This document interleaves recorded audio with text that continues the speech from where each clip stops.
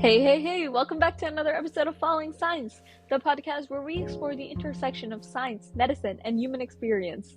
I'm your host, Rutu Parl, and today I have a truly moving and profound book to discuss with you guys, When Breath Becomes Air by Paul Kalanithi. Now, published posthumously in 2016, When Breath Becomes Air is a memoir by Dr. Paul Kalanithi, a neurosurgeon who was diagnosed with stage 4 lung cancer at the age of 36. This book is not just a recounting of his battle with cancer, but a profound exploration of life, death, and the meaning we find in our work and relationships. Now, let's start with a bit more about Paul Kalanithi himself. Born in New York and raised in Arizona, Kalanithi was a brilliant student with a passion for both literature and biology.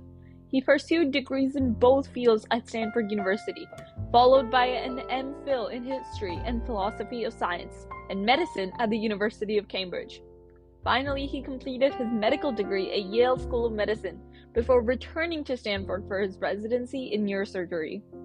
Now, Kalanithi's deep love for both literature and medicine is evident throughout the book. He eloquently weaves together his journey from a curious student to a skilled surgeon and finally to a patient grappling with his mortality.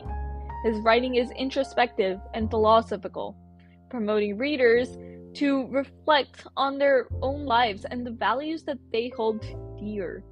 Now, his memoir is divided into two parts. The first part, titled In Perfect Health, I Begin, chronicles Kalanithi's early life, his educational journey, and his decision to become a neurosurgeon. He discusses his passion for literature and how it intersects with his medical career. He shares his experiences in the demanding world of neurosurgery, emphasizing the moral and existential dilemmas he faced while treating patients with severe neurological conditions.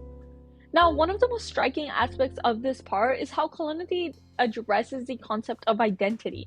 As a neurosurgeon, his identity was heavily tied to his profession, and he found immense meaning and purpose in helping others through his work.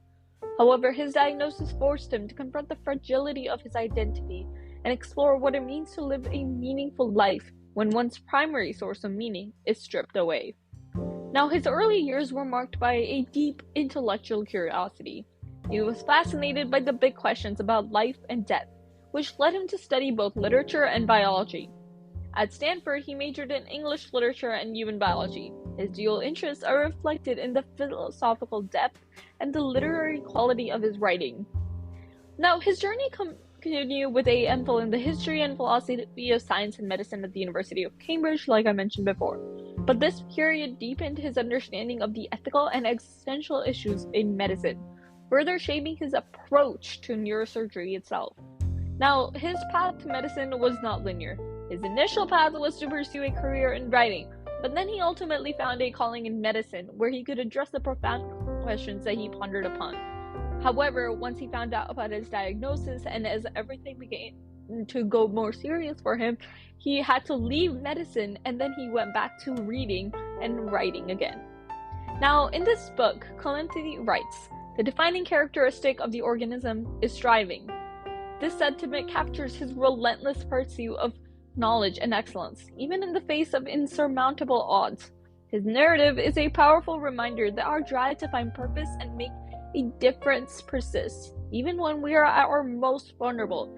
Because what we learn from Paul through this book is the fact that even though he was diagnosed with lung cancer, he still continued to pursue medicine as much as he could, as much as he was allowed to, and as much as his limits let him. In fact, he did not even want to leave medicine and pursue English in the end, but he realized the fragility of his situation and the fact that he himself did not have the strength to pursue residency anymore. Now, going into the second part of the book, titled Cease Not Till Death, it dwells into Kalanithi's life after his diagnosis. He describes the shock and disbelief that accompanied his diagnosis, the subsequent treatments, and the profound impact of the illness on his personal and professional life. This part is particularly important as Kalanithi navigates the healthcare system from the other side, providing insights into the emotional and psychological challenges faced by patients. His narrative becomes even more compelling as he transitions from doctor to patient. He offers unique perspectives on this medical field, having experienced it from both sides. His reflections on the doctor-patient relationship are particularly insightful, and he writes about the importance of empathy and understanding in patient care, qualities he always strived to embody as a physician. But I think what he found out is how hard it was to let go of the doctor mindset, because when he became a patient himself in the start, he still wanted to act like a doctor. He was still trying to diagnose himself, and he was still trying to, help himself and still be in that doctor mindset. But then what he ended up realizing was that he himself could not do that because it was too much of a personal issue for him. And it was just so hard for him to transition from becoming a doctor to patient, which also helps show so much compelling insights from how he thought about it and what his experience were really like. Now, of course, he recounts his experiences with chemotherapy and the difficult decisions he faced regarding his treatment as well. The uncertainty and the fear that accompany a terminal diagnosis are palpable in his writing. Yet, amidst the despair, Kalanithi finds moments of hope and clarity, especially in the people he loved, like his wife. His determination to continue his work and his desire to leave a legacy through his writing are very inspiring, and his book is very well written.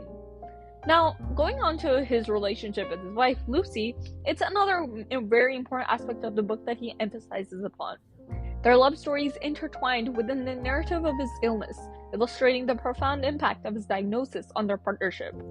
Lucy's unwavering support and the shared moments of joy and sorrow add a deeply personal dimension to this memoir. Now, of course, things weren't always great for this couple, but after his diagnosis, they became closer, and their journey together highlights the importance of love and connection in the face of life's greatest challenges. Now, one of the most emotional parts of this book is when Kalanithi and Lucy decide to have, spoiler alert, a child despite his terminal diagnosis. This decision underscores their hope and commitment to life, even in the face of impending death. Their daughter Katie becomes a symbol of continuity and future, providing Kalanithi with a profound sense of fulfillment and purpose. Now, he writes in his book, "Even if I'm dying, and until I actually die, I am still living." This powerful statement by him encapsulates his determination to live fully, despite the shadow of death looming over him. It's a testament to his resilience and the indomitable human spirit. Now, When Breath Becomes Air is not just a memoir about illness and death. It's a celebration of life and a search for meaning. His eloquence and insight offer readers a chance to reflect on their own lives, their own searches for purpose, and the legacies they wish to leave behind. His book also helps us show that life isn't as long as we might like to think it is, and it's important that we take time to love the people around each other, because what Kalanithi realized was that he was so dedicated to his work that he oftentimes forgot about the other things in his life that were still important to him, like his wife, which is where some of the problems arose in the start. But when he was diagnosed, he figured out what really mattered to him, like having a child, his writing through his book, and his wife. Now, as the memoir concluded, it concluded with an epilogue written by Lucy Kalanithi, because Paul unfortunately was not able to finish the book, and she provided a touching and intimate look at Paul's final days and the impact of his life and death on their family. Her reflections add just an additional layer of depth and importance to the narrative, reminding readers of the enduring impact of Paul's work and his message. Lucy's epilogue is a powerful testament to the life Paul lived and the legacy he left behind. She writes about the love and admiration she has for Paul, highlighting his courage, kindness, and unwavering dedication to his patients and family. Her words provide a sense of closure, honoring Paul's life, while also offering hope to those who read this story. Throughout the memoir, Kalanithi intertwines medical insights with philosophical reflections, making it a unique and thought-provoking read. His ability to connect the scientific with the existential sets this book apart from other memoirs. He challenges readers to consider what makes life worth living, even in the face of death. Now, if you haven't read When Breath Becomes Air yet, I highly recommend it. It's a beautifully written, thought-provoking book that will stay with you long after you've turned the last page. In fact, I read it some time back, but I still remember every single thing from this book because of how inspiring it was. It was deeply touching, especially in the end, when there were two different people writing the book. Not just Paul, but one of his friends, and also Lucy. Now, of course, if you're in the medical field, a lover of literature, or simply someone seeking to understand the deeper questions of life, this memoir has something profound to offer to anybody that reads it. And I 10 on 10 recommend this book because it's really good and it's really well written.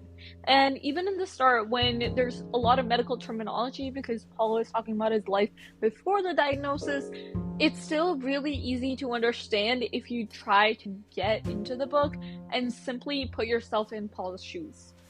Now, as I wrap up this episode, I just want to thank you all for joining me on this episode of Following Science. If you enjoyed today's discussion, please subscribe, leave a review, and share this podcast with your friends and family. Now, stay curious and keep exploring the wonders of science and human spirit. Until next time, I'm your host, Rutu Raparo, signing off.